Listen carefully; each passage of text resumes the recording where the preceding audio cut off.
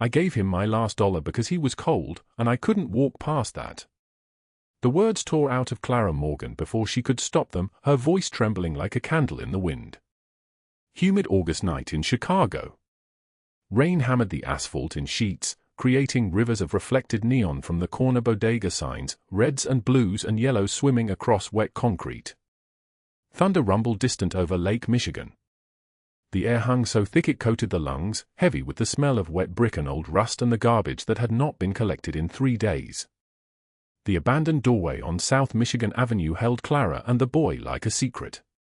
Her delivery scooter lay tipped against the brick wall behind them, engine still ticking, still hot from the 6-hour shift she had just finished. The boy was maybe 6 years old. Maybe younger. His Lakers jersey hung 3 sizes too big, soaked through, clinging to ribs that pressed against skin like a skeleton learning to live inside a child. His feet were bare. Blue-tinged. Trembling. Clara pulled $200 from her jacket pocket. Crumpled 20s, folded and refolded so many times the creases had worn through the paper. Every cent she had left after paying what she could toward the $22,000 foreclosure notice stuffed in her other pocket, the one that burned against her ribs like a brand. 10 days. That was all the time she had left before eviction. 10 days to find $22,000 she did not have and never would have. She wrapped the bills around the boy's frozen fingers. His eyes went wide. Tears mixed with rain on his small face. "Find somewhere warm, baby," she whispered. "Promise me you'll find somewhere warm." The boy nodded. He did not speak. He just held the money like it was a prayer someone had finally answered. Clara did not know that across the rain-slicked street, a black Mercedes sat idling at the curb with tinted windows so dark you could not see inside. She did not know that Dominic Rossi sat in the back seat, phone halfway to his ear, frozen mid-word. In 15 years running Chicago's underworld, Dominic had seen men beg for their lives. He had seen mothers trade their bodies to protect their children. He had seen priests lie in confession and drug addicts steal from corpses. He had seen everything the city had to offer, every flavor of human cruelty, every shade of desperation, every color of greed. But he had never seen anyone give away everything they had to a stranger in the rain. His throat closed. Something cold and dangerous stirred in his chest. Behind him, his Lieutenant Sergio sat rigid in the front passenger seat, eyes on the street, hands steady on the steering wheel. Sergio had been with Dominic for 8 years. He knew the language of silence. He knew not to speak until spoken to. The boy disappeared into the darkness, the money still clutched in his small fists. Dominic watched the delivery girl stand, watched her shoulders sag, watched her turn back toward the scooter with the slow movements of someone who had just given away the last piece of herself. What happened next was something no one could explain. Early CTA, if this story is hitting you, drop a like right now. Share it with someone who needs to hear about Clara. Subscribe so you don't miss what comes next. This is only the beginning. Now let us go back. 3 hours earlier, when Clara Morgan's night started to unravel. The diner kitchen smelled like fryer oil and broken dreams. Clara stood at the service counter at 8:24 p.m., her waitress uniform hanging loose on her frame, a small white button-up with coffee stains on the cuff that would not come out, no matter how many times she scrubbed. Her name tag was crooked. Her feet throbbed in shoes with soles worn through to almost nothing. The cook, a man named Derek who had worked at Rosselli's diner for 23 years without smiling once, slid a plate across the counter with 3 meatballs and a pool of red sauce. "Table 9, he said. His voice sounded like gravel. Clara picked up the plate. Her hands had calluses on the calluses now, thick, yellow-white patches that would never fully soften. She had been working here 6 nights a week for 2 years, and before that, 3 other jobs stacked on top of each other. Delivery driving, house cleaning, night inventory at a warehouse. Her body had become a machine designed only to work and suffer and work some more. The diner was half full on a Tuesday night. The fluorescent lights buzzed overhead like dying insects. The booths were vinyl, splitting at the seams, held together with duct tape the color of old blood. The smell of coffee sat permanent in every molecule of air, layered under cigarette smoke from the customers who ignored the no-smoking sign. At table 9 sat a man who looked at Clara the way most people looked at walls.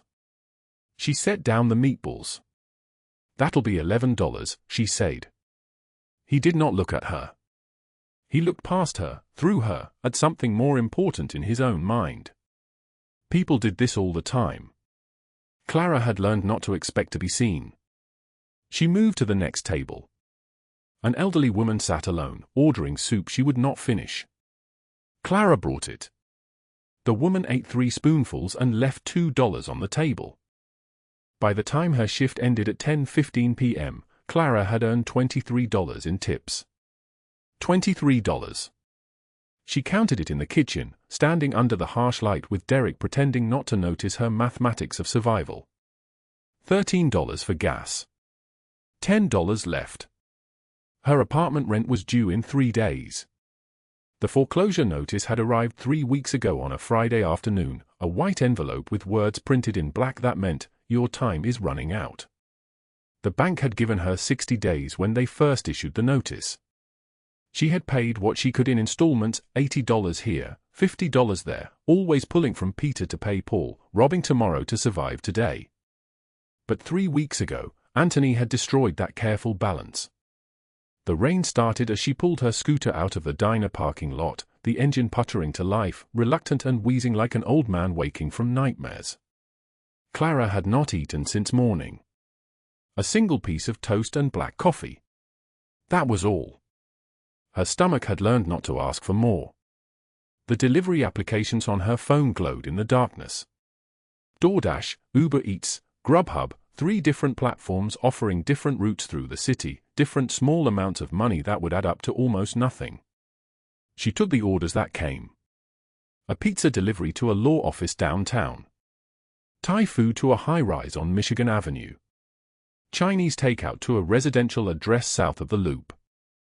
At 11:35 p.m., as she pulled up to a red light on Michigan Avenue, soaked through, shivering, the small boy stepped into the street. He was in front of her scooter before she could react. Small. Lost. Barefoot. Clara slammed on the brakes. The scooter skidded. Her delivery bag flew from the cargo basket. The food inside, someone's dinner, someone's life raft for the evening, scattered across the wet pavement. "Oh, God," she whispered. "Oh, God, are you okay?" The boy did not answer. He just stood there in his oversized Lakers jersey, his body shaking so hard she could see it from 3 feet away. Clara got off the scooter. She knelt beside him, heedless of the puddle soaking through her jeans.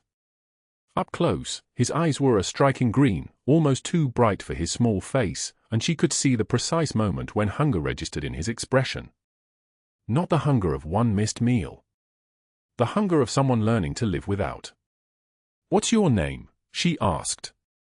"Oliver," he said. His voice was barely a sound. "Where do you live, Oliver?" He did not answer. He just shook. The foreclosure notice in her pocket burned. The $10 in her wallet seemed to weigh 1,000 pounds.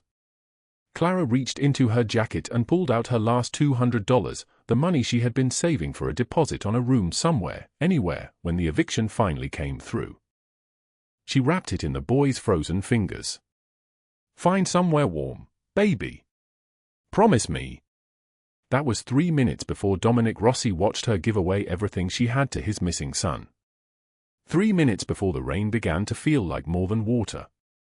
3 minutes before both their lives pivoted on the hinge of a single act of kindness neither of them fully understood.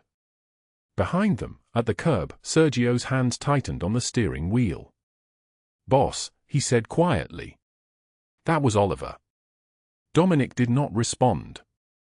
He was already reaching for his phone, already making the calls that would set everything in motion, already understanding that this delivery girl in her worn-out uniform had just walked into a story she could never walk back out of. The rain kept falling. The neon kept reflecting off the wet streets. And somewhere in the darkness, a small boy clutched $200 and the knowledge that someone in this city still believed he was worth saving. 3 hours before Clara Morgan gave away her last $200 to a child in the rain, she sat at a chipped formica table in her fourth-floor studio apartment on West Division Street, her criminal justice textbook open to Chapter 7, her yellow highlighter running dry. The foreclosure notice was wedged between pages like a bookmark she could not bear to remove. $22,000. 10 days.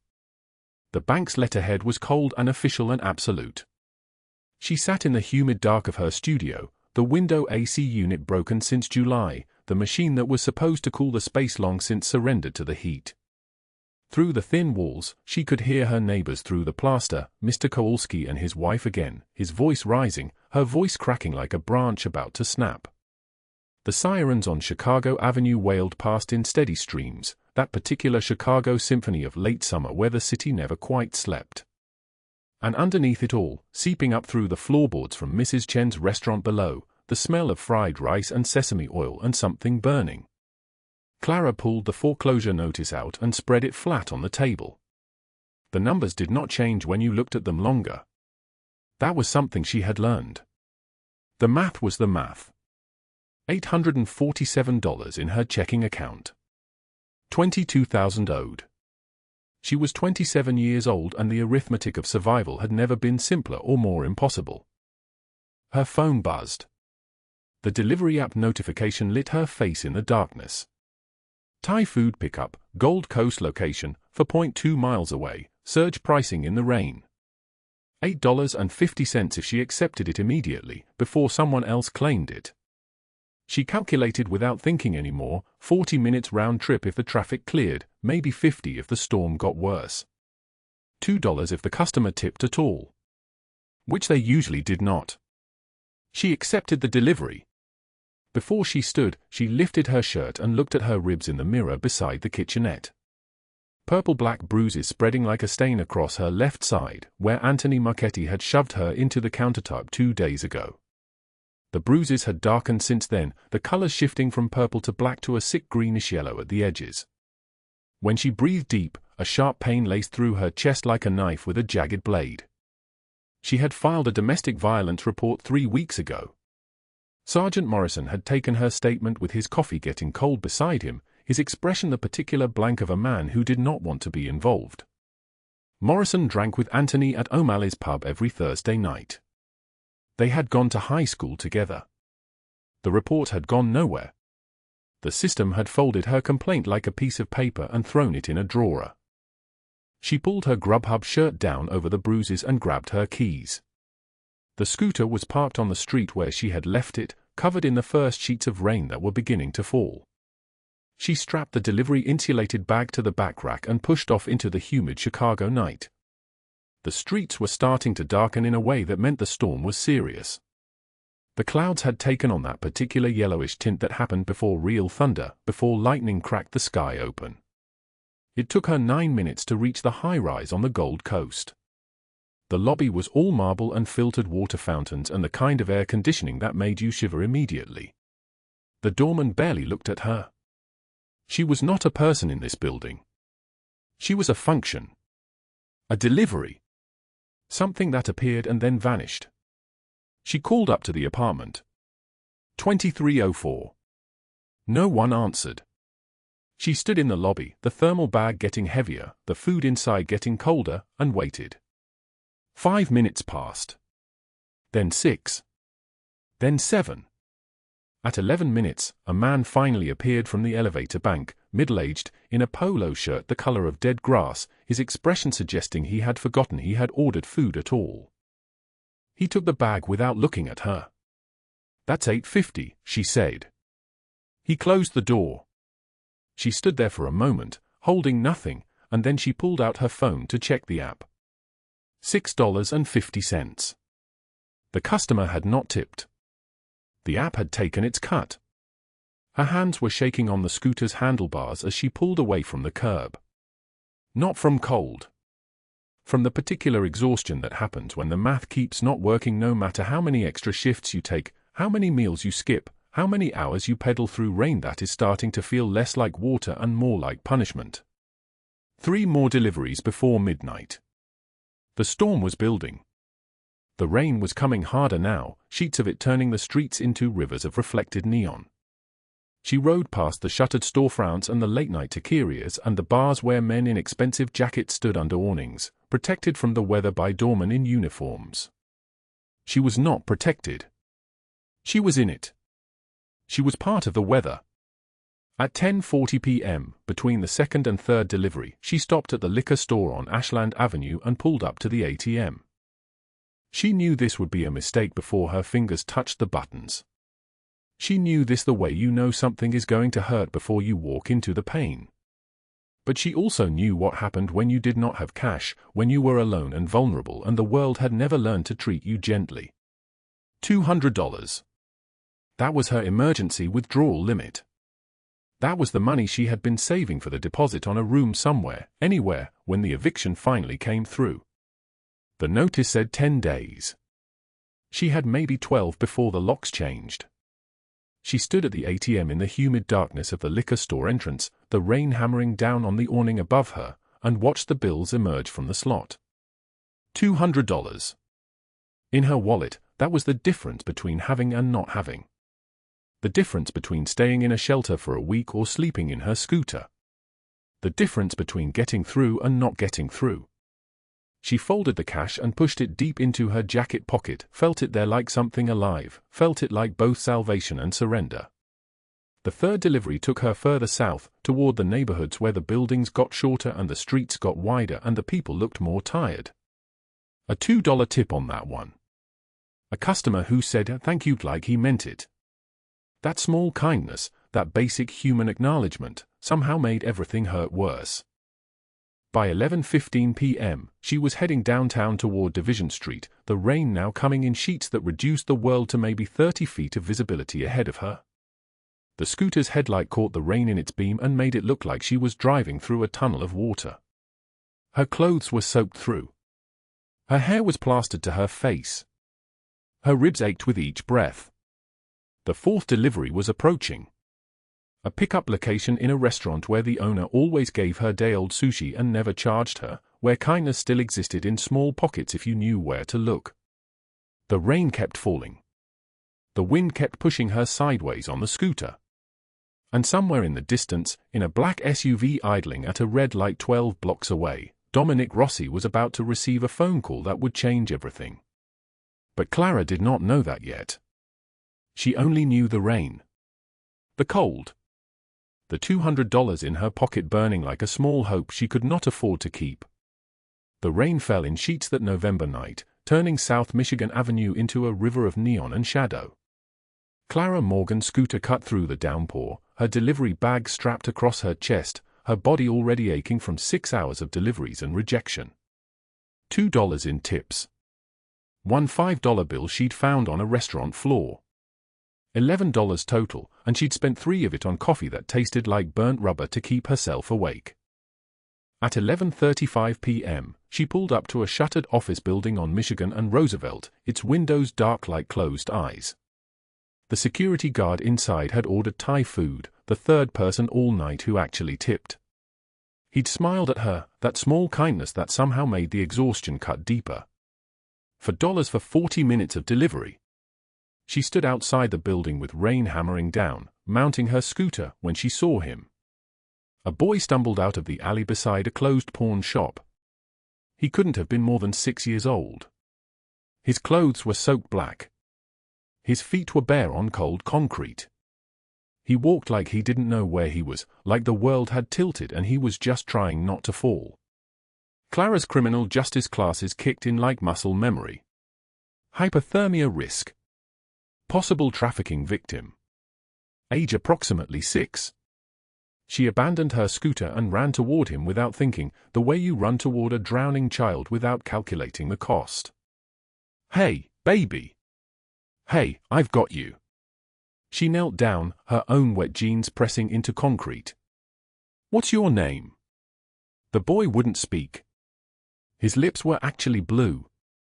He shook so hard his small body rattled like something broken inside a box. Clara pulled him toward the recessed doorway of a vacant storefront, shielded him with her body against the rain that felt like needles now, sharp and endless. I've got you, she whispered. I've got you. What's your name? Oliver? His voice came out like wind through an empty room. My name is Oliver. I was hiding and I got lost. Clara wrapped her delivery jacket around his shoulders even though it was soaked through. It was warmer than his jersey, and that was all that mattered. She rubbed his arms, trying to create friction, trying to pull warmth from her own exhausted body into his shaking frame. Where are your parents, Oliver? Where's your mom? My papa is looking for me. But I don't know where I am. His eyes were still wet from crying, but he wasn't crying now. He'd learned the lesson that children shouldn't have to learn, that screaming brings worse things. Clara's mind raced through options like cards being dealt in the wrong order. Call police? She had 3 domestic violence reports filed against Anthony that were ignored. Call ambulance? Hospitals meant paperwork and time she didn't have, and Anthony sometimes waited in the stairwell of her building at night. Take him to a shelter? It was past midnight. Everything was closed. And then there was the money in her pocket. $200. 10 $20 bills. It was every penny she had left after paying half her rent, the other half coming due in 10 days. Without this $200, she'd be sleeping in her scooter. With it, she could maybe make it through January. Maybe. She pulled out all 10 bills and pressed them into Oliver's small, trembling hands. Listen to me very carefully, baby. Her voice was steady even though her hand shook. You take this money and you walk toward those bodega lights, see them? On the corner? You go in there and you tell the man behind the counter to call you a taxi. You tell the taxi driver to take you to the nearest police station. Can you do that? Oliver nodded, clutching the bills like they were something alive. Tell them your name is Oliver and tell them your papa's name. They'll help you find him. Okay? Why are you helping me? His eyes were too old for his face. Clara's throat closed. She couldn't speak for a second. The question contained the whole terrible arithmetic of her life. Why would someone with nothing give everything to a stranger? Because someone should have helped me when I was alone. And because you matter. You matter even though you're cold and scared and lost. You matter. She squeezed his shoulder. Now go. Run to the lights. She watched him splash through puddles toward the bodega, his small feet splashing in water, the bills clutched in his fist. He made it inside. The door swung shut. The lights of the bodega glowed warm and yellow around him like a protective shell. What Clara didn't see was the black Mercedes parked across the street, engine idling, windshield wipers moving in rhythm with the rain. What she didn't see was Dominic Rossi sitting in the back seat, hand frozen on the door handle, watching this soaked delivery girl in a stained uniform give away everything, not everything she owned, but everything she needed to survive, to a child she didn't know was his son. His son who'd been missing for 6 hours. His son who'd been taken from the private school parking lot by a man Dominic had already promised to kill. Dominic's phone buzzed. Sergio's voice came through urgent, "We found him. He's safe. A woman gave him money. He's going to police station now. Sir, he's okay. Oliver is okay." Dominic watched Clara turn away from the bodega, watched her walk back to her scooter with her shoulders hunched against the rain, watched her disappear into the darkness of Michigan Avenue without knowing she'd just saved the life of a man who controlled the entire Midwest from the shadows. 2 days later, Thursday afternoon, Clara's entire world caught fire. Her apartment building on West Division Street was surrounded by fire trucks when she ran outside in her Grubhub shirt and jeans, barefoot because she hadn't stopped to get shoes. Smoke poured from the 4th-floor windows in black clouds that swallowed the sky.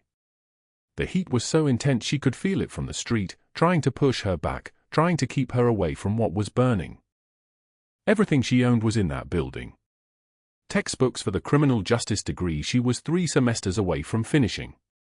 Her laptop with 4 semesters of coursework, all of it due dates and deadlines that would now never be met. The show box of photographs from when her mother was alive, before the cancer, before everything turned to ash. Her winter jacket. Her work uniform. The $73 she'd hidden under the mattress for an emergency that was now, apparently, here. An arson investigator was already taking notes. A firefighter with soot on his face asked if anyone was inside. Clara shook her head, unable to speak, unable to look away from the flames that reached toward the sky like fingers trying to climb out of hell. A police officer she didn't recognize approached, boots heavy on the pavement. "Are you Clara Morgan?" She nodded. "Do you know an Anthony Marchetti?" Her blood turned to ice water in her veins. She knew Anthony. She knew his hands. She knew the way his voice changed when he was angry, how it dropped to something soft and dangerous. She knew the sound he made when he hit the wall next to her head instead of her face, giving her options that felt like mercy. "He's my ex-boyfriend," she whispered. "I have 3 police reports filed against him." 3. The officer's face told her everything before his mouth did. Witnesses saw him leaving this building 20 minutes before the fire started. "We're processing evidence now, but I'd recommend you get somewhere safe. Somewhere he doesn't know about." Clara sat down on the curb, and her leg simply gave up. An EMT wrapped a blanket around her shoulders that smelled like plastic and other people's emergencies. She held the one thing she'd managed to grab as she ran, a photograph of her and her mother at Navy PA, the edges singed brown but the faces still visible. Her mother's arm around her shoulders. Both of them smiling at something, someone, some moment when the world still had softness in it. She was still sitting there, still staring at that photograph, when the black Mercedes pulled up to the curb. 2 men in suits that cost more than her monthly rent stepped out of the car. One was tall with silver at his temples and careful hands that moved with precision. The other was stockier with a scar across his knuckles like a signature written in flesh. The tall one approached. His voice was surprisingly gentle. "Clara Morgan." She looked up at them, these men who belonged to a different world, a world of clean hands and unlimited resources. "You need to come with us," the tall man said. His name was Sergio, though she didn't know that yet. He was Dominic Ross's second-in-command, the man who solved problems quietly so his boss didn't have to speak about them. "You gave Oliver help 2 nights ago. In the rain. Our boss would like to thank you." Clara stood slowly, the blanket falling from her shoulders. "I don't know any Oliver." "I don't know you." "No," Sergio said. "But Oliver knows you. And his father is grateful." The drive took 20 minutes. Chicago unfolded around them in November darkness, rain still falling, streets still full of people who had homes and lives and futures. Sergio didn't ask questions. Gino didn't speak at all. Clara sat in the back seat, barefoot, still clutching the photograph, her mind cycling through possibilities none of which made sense. The gates to the estate in Kenilworth opened like a mouth. Iron bars pulled back. The circular driveway had a fountain that must have cost more than her entire apartment building was worth. The house itself rose up against the night sky like something from a different century, all stone and arched windows and an architecture that whispered of old money and darker secrets. Sergio led her through a marble foyer that echoed with their footsteps, their wet footsteps on stone that had probably never been walked on by anyone in a Grubhub uniform before. Leather books lined the walls of the study. The air smelled like cigars and expensive whiskey and something else, something like power, if power had a scent. Dominic Rossi stood at the window overlooking Lake Michigan, his back to the door. Even from behind, she could see the tension in his shoulders, the way his hands were clenched at his sides. When he turned, Clara understood why people feared him. He was approximately 40 years old, with dark hair graying at the temples. His face was all sharp angles and controlled intensity. His eyes were the gray of storm clouds, the kind of gray that held no mercy because it had seen too much to believe mercy existed anymore. He wore a black suit that cost more than her annual rent. A gold watch. Silver rings on his left hand. A scar ran from his left eye to his cheekbone, thin and precise like a line drawn by fate. "Miss Morgan." His voice was low and solid like an oath. "Please sit." Clara perched on the edge of a leather chair that probably cost more than everything she'd ever owned. She was still wrapped in the EMT's blanket, still barefoot, still dripping water onto the expensive upholstery. "I don't understand what I'm doing here," she said. Dominic sat across from her, and something in the careful distance he kept told her he was trying not to frighten her. As if frightening her was a thing he'd done before. As if it was something he had to work to restrain. "2 nights ago, in the rain on South Michigan Avenue, you gave my son Oliver $200. You made sure he got somewhere safe. You probably saved his life." Clara's mind tilted. "Oliver is my son." His jaw tightened. "I need to understand why. Why would you give everything to a stranger's child?" Clara's voice cracked. "Because I know what it's like when nobody helps. When you're cold and scared and alone and everyone just walks past like you're invisible. Like you don't matter." Something shifted in Dominic's eyes. Something raw moved across his face and was gone. Sergio, standing by the door, actually inhaled sharply. In 15 years of working for this man, he had never seen his boss's hand shake.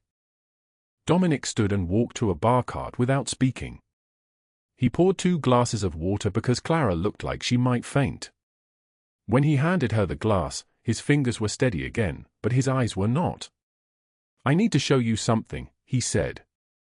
He led her up a marble staircase to a hallway on the 2nd floor. At the end was a closed door. He opened it slowly, like opening the door to something sacred and haunted at the same time. Inside was a nursery. A white crib stood in the center, untouched, the mattress still wrapped in plastic. A rocking chair sat in the corner with dust on its wooden arms. A mobile of stars hung from the ceiling, stars that had never spun for a living child. "My daughter," Dominic said, and his voice was barely above a whisper. "She was stillborn. 15 years ago." Clara didn't know what to say. Words felt too small. "I kept this room because I couldn't let go of what should have been. And then 2 nights ago, my men told me that a woman stopped on a street in the rain and gave everything to a child she didn't know. She was cold herself. She had nothing. And she gave it anyway." He looked at Clara. "You gave my son what nobody could give my daughter. A chance. A future. Life." Clara's eyes filled with tears. "I'm sorry for your loss." "Don't be sorry," Dominic said. His voice had changed. It was softer now, but sharper too, like a blade wrapped in velvet. "Just let me help you. You have nowhere to go. No belongings. A man hunting you who has people in the police department protecting him." Clara stood. The blanket fell to the floor. "Why would you help me? I'm nobody. A delivery girl who can't even keep a roof over her head." Dominic's face was stone, but his eyes burned. "You're the woman who saved my son when you had every reason to save yourself. That makes you more than most people I've known."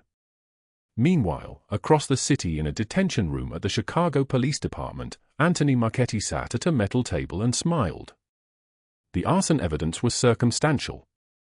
Sergeant Morrison had vouched for him personally. 2 hours of questioning, and they let him go. Anthony was 32, handsome in a way that made you not notice the cruelty in his eyes until it was too late. An eagle tattoo covered his neck. His knuckles were scarred from hitting walls and worse things. He pulled out his phone and texted someone he knew would protect him. A friend in the department. Someone who owed him favors. Someone who understood that Clara Morgan was nobody important, nobody worth protecting, and Anthony Marchetti was a person with connections. 27 floors above the city, in a penthouse office on Michigan Avenue, Margaret Harrington looked out at the skyline and smiled exactly the same way. Margaret was 55 years old, with silver hair arranged in a perfect chignon and wearing Chanel that had been tailored to fit her frame like a second skin. Her family money went back for generations. She sat on the boards of 3 museums. She donated enough to the symphony that they named a hall after her. She also had a nephew who'd been convicted of assault because a delivery girl had testified in court. A girl who'd had the audacity to believe that his violence mattered, that her bruises mattered, that she had any right to speak against a Harrington. The cost to her family's social standing had been significant. Anthony Marchetti sat across from her in her pristine office, and Margaret's smile turned glacial. The fire was sloppy, Anthony. Witnesses saw you. Morrison cleared me. Anthony leaned back in his chair like he owned it. So what? Clara's got nobody now. No apartment. No money. No future. Good, Margaret said. But it's not enough. I want her destroyed completely. Not just homeless. Broken in a way she can never repair. She walked to her window and looked out at the city. I've already made calls to the university. Her financial aid is being reviewed for fraud. She'll be expelled by Monday. I've called every restaurant manager in Chicago I know personally. Nobody will hire her. Nobody. She turned back to Anthony, and her face was something that belonged in nightmares. Some people need to learn their place, Anthony. Clara Morgan thought she could stand up in court and destroy a Harrington family name. Now she'll learn what real power looks like. But what neither Margaret nor Anthony knew was that at that exact moment, in his study in Kenilworth, Dominic Rossi was making phone calls of his own. He called FBI contacts who owed him favors. He called investigators who specialized in finding evidence against people who thought themselves untouchable.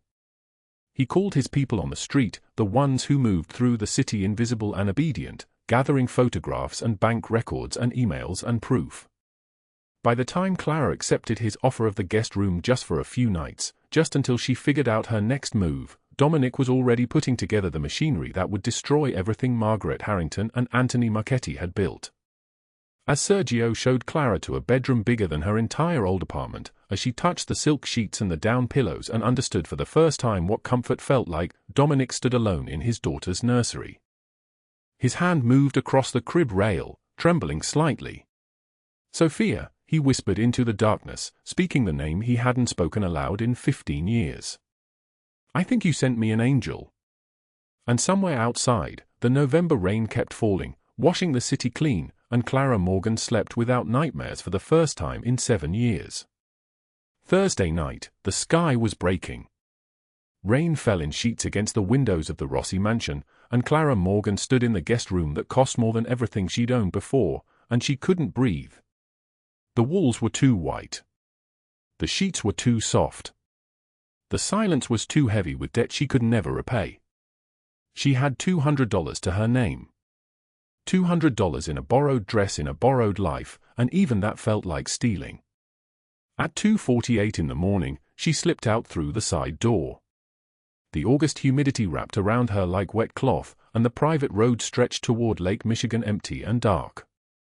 She walked barefoot on asphalt still warm from the day's heat, and nobody stopped her because Dominic Ross's men knew better than to cage someone who was already drowning. The private beach opened up before her. Waves lapped soft against sand, and Clara walked into the water until it touched her ankles.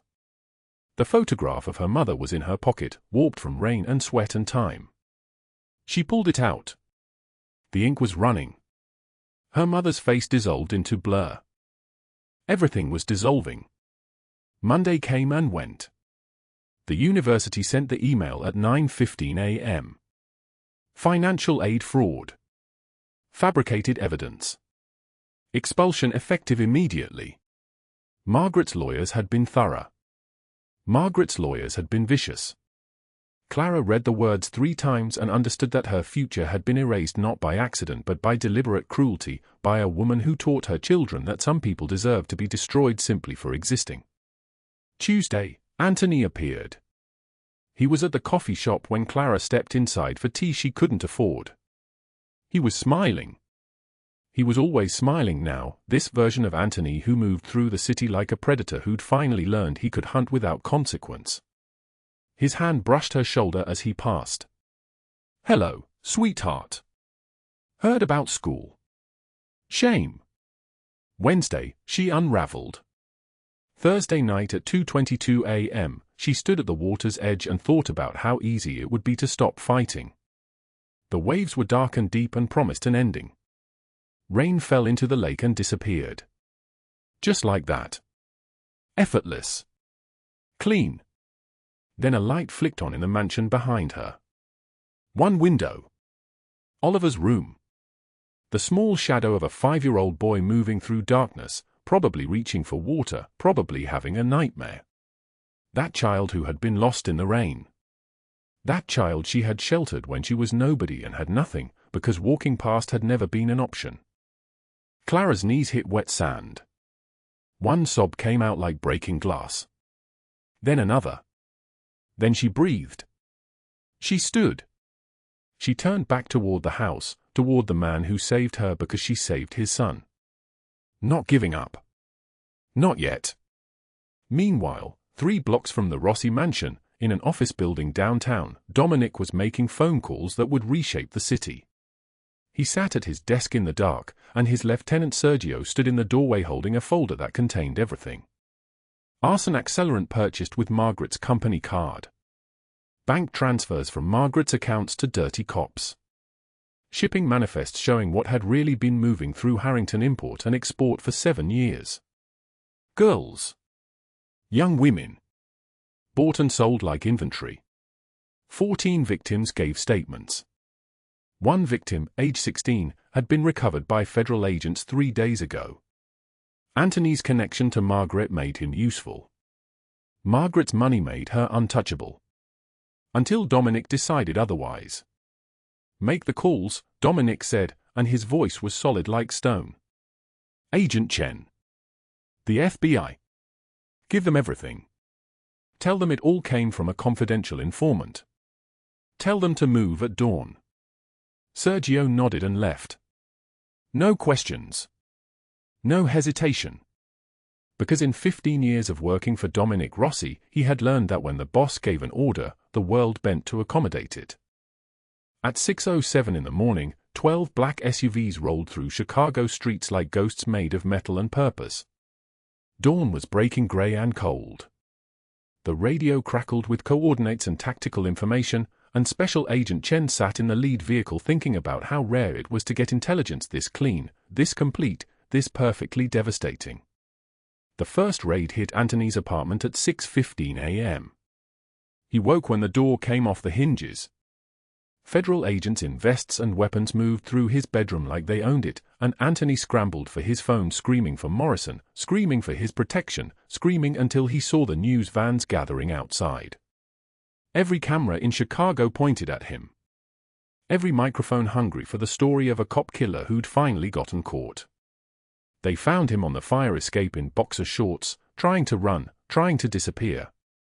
3 agents tackled him and he went down hard, skin scraping concrete, hands behind his back before he understood what was happening.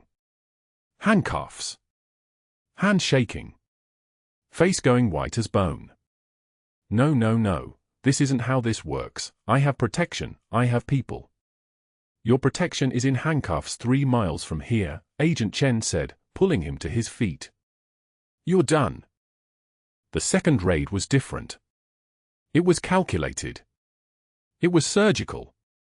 It was punishment delivered with perfect timing.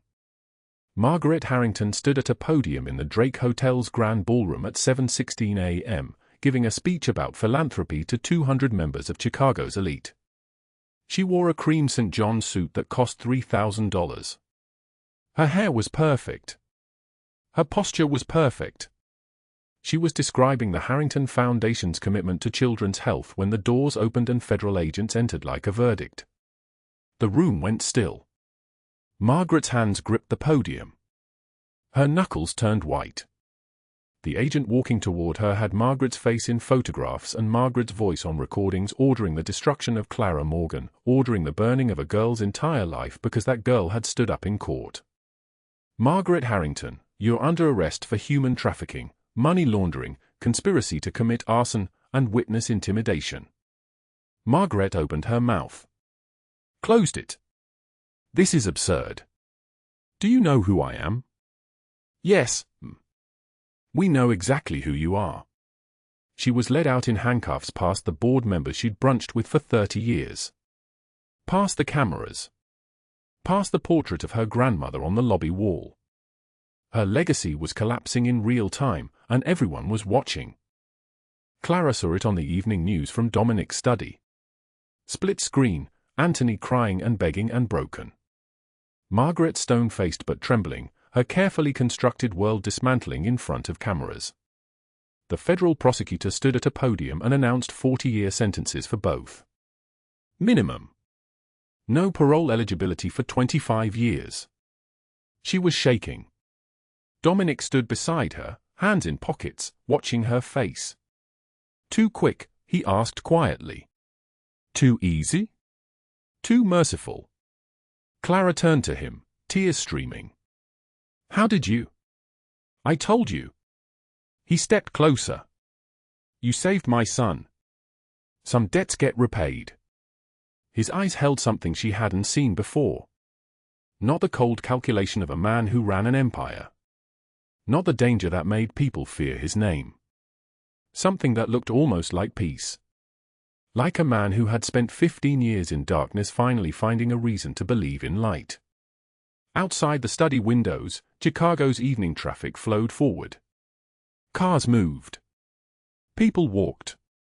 The world continued its rotation. But inside this room, something had shifted. Something had broken open. And in the nursery 2 floors above, a small boy slept deeply, dreaming of delivery girls in rain and the man who loved him finally beginning to heal. 3 weeks after the federal marshals led Anthony and Margaret away in handcuffs, Clara sat in a lawyer's office on the 52nd floor of a building that cost more than her parents' entire neighborhood. Floor-to-ceiling windows showed Chicago stretching endlessly below, all those streets she'd pedaled through at midnight, all those dark corners where nobody cared if a delivery girl lived or died. The lawyer, a woman named Patricia Chen with kind eyes and tailored gray suit, slid a folder across the mahogany desk. Your expulsion has been reversed, Patricia said, her voice careful and measured like she was handling something fragile. Full reinstatement. Criminal Justice Degree Program. All fraudulent charges Anthony filed against you have been dismissed. Your financial aid is restored. Clara stared at the folder. She couldn't make her hands open it. There's more, Patricia continued. The apartment building where you were living, your security deposit, plus compensation for the loss. $42,000. It's already in your account. She paused. Mr. Rossi wanted to ensure you had options. Genuine options. Not obligations. The morning light cut through the penthouse windows in sharp white lines. Clara's eyes burned. I don't know how to accept this, she whispered. You already have, Patricia said. By surviving. By refusing to disappear. That evening, Clara found Oliver in the mansion's garden, sitting cross-legged on a stone bench with a math workbook balanced on his lap. The boy was 7 years old, small for his age, with dark eyes that held too much understanding for someone who'd only lived through a decade of autumns. He wore a polo shirt that probably cost more than Clara's entire wardrobe, but he was chewing the end of his pencil like any other kid struggling with fractions.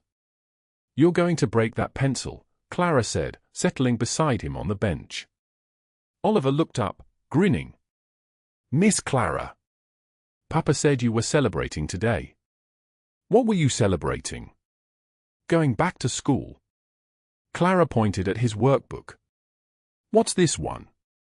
3/8 plus 2/8. I keep getting 5/8, but Mr. Patterson says that's wrong. Clara took the pencil from his hand and wrote it out. 3 plus 2 is 5. 8 plus 8 is still 8. You were exactly right. Really? Oliver's entire face brightened like someone had turned on a lamp inside his chest. I got it right. You absolutely got it right. Clara ruffled his hair. The boy leaned against her shoulder without hesitation, without fear.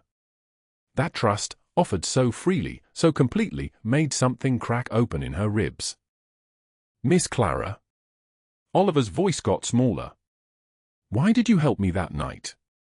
When you didn't know who I was. Clara set down the pencil. The garden smelled like rosemary and cut grass and the particular green smell of late August. Somewhere distant, a siren wailed through the Chicago street she'd left behind. Because helping people shouldn't depend on who they are, Clara said quietly. It shouldn't depend on what they can do for you or how important their family is. It should just be what we do. It's what makes us human. Oliver was quiet for a long moment, thinking hard.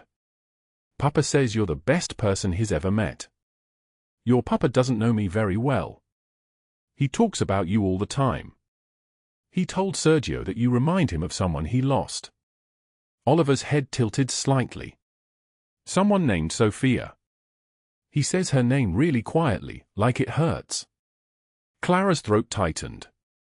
She knew about Sophia, the daughter Dominic still couldn't name in a normal voice, the empty nursery 2 floors above them with furniture never used and a mobile still hanging from the ceiling. The wound that hadn't healed in 15 years, because grief doesn't have an expiration date. That evening, Clara found Dominic in his study, surrounded by documents that looked nothing like the criminal ledgers she'd imagined. Shipping manifests. Business licenses. Tax filings. He was systematically dismantling his empire, the dark parts of it anyway, and building something legitimate in its place. A man shedding a skin he'd worn so long he'd forgotten there was anything underneath. I'm going to find my own place, Clara said from the doorway.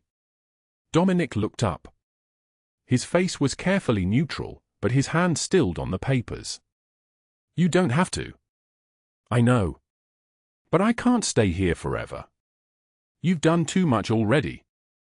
Dominic stood and walked to the window. The city lights were beginning to glow as the sun dropped toward the horizon, turning the sky orange and pink and red like something was burning somewhere far away. What if I don't want you to go? The vulnerability in his voice was like watching steel bend. Dominic. I know what this looks like. He ran a hand through his dark hair, and for a moment he looked young, uncertain, nothing like the man who'd commanded armies. Powerful man, grateful woman, debt and obligation. But that's not what this is. He turned to face her. You saved my son. You showed me that kindness still exists in the world. You sit at my dinner table and make Oliver laugh, and you don't flinch when my men walk through with weapons. You're not afraid of me. Should I be? Most people are. Clara walked to stand beside him at the window. The lake beyond the city reflected the dying light like molten copper. You're not as spary as you think you are. Dominic almost smiled. Stay. Not because you owe me. Not because you have nowhere else. Stay because? He stopped, couldn't finish the sentence. Clara's hand brushed his on the windowsill. His hand was warm, solid, real. I'll stay through the semester. Until I figure out what comes next. But Dominic? I need to do this myself. I need to finish my degree. I need to know I can survive on my own. He turned his hand over and held hers like it was the most precious thing he'd ever touched. Then I'll wait. 1 year later, Clara stood on her own penthouse balcony, not Dominic's mansion but her own place, modest but earned, purchased with money she'd made at her job at a victim advocacy nonprofit. She wore a simple blue dress, her hair loose, watching the city lights reflect off Lake Michigan like fallen stars. The September wind carried the smell of approaching autumn. She'd completed her criminal justice degree with honors. She'd helped 17 women file protective orders. She'd testified in court against abusers. She'd learned that her voice mattered. Behind her, footsteps. She knew them without turning. How did you find me? Clara asked. Dominic stepped onto the balcony wearing dark jeans and a simple shirt, no suit, no armor. Sergio may have mentioned you were celebrating tonight. Stalking me through your lieutenant. Keeping informed about people who matter. Silence stretched between them, comfortable as breathing. Then Dominic spoke, his voice rough and raw as torn fabric. I need to tell you something I should have said a year ago. When I saw you give Oliver everything you had in that rain, when I watched you choose his safety over yours, I saw my daughter. It was the first time Clara had heard him say the name. I saw what Sophia would have been if she'd lived. Kind. Brave. unwilling to walk past suffering. And I thought maybe she sent you. An angel in a delivery girl. Clara's eyes filled with tears. I don't know what this is between us, Dominic continued. I don't know if I deserve a chance. But I know that watching you walk away 6 months ago was harder than anything I've survived. He reached into his pocket and pulled out a small velvet box. Dominic. Yes or no? You can say no and I'll accept it and we'll both move forward. But I need you to know that I love you. That I have loved you since the night you gave my son your last dollar in the rain. Clara kissed him before he could finish, and it tasted like rain and second chances and the particular grace that comes from being found when you thought you were lost forever. When they broke apart, Dominic was trembling. Yes, Clara whispered. Yes. Behind them, through the penthouse window, Oliver pressed his small face against the glass, grinning as Sergio lifted him high on his shoulders. She gave her last dollar to a child in the rain, not knowing he was the son of Chicago's most feared man. Not knowing that one act of kindness would bring down empires, deliver justice, and heal 2 broken hearts. Because sometimes the smallest acts of grace create the biggest miracles. Sometimes the people we save end up saving us. And after the longest rain, the sky finally clears. If this story moved you, drop a like right now. Share it with someone who needs to believe in second chances and miraculous endings. Subscribe because tomorrow we have another story that will leave you absolutely speechless. Please comment below, what would you have done in Clara's position? Would you have given your last dollar to a stranger? Drop your thoughts below, I read every single one, and your words matter more than you know. Remember this, kindness is never wasted. It always finds its way back to you. Thank you for staying with us until the very end.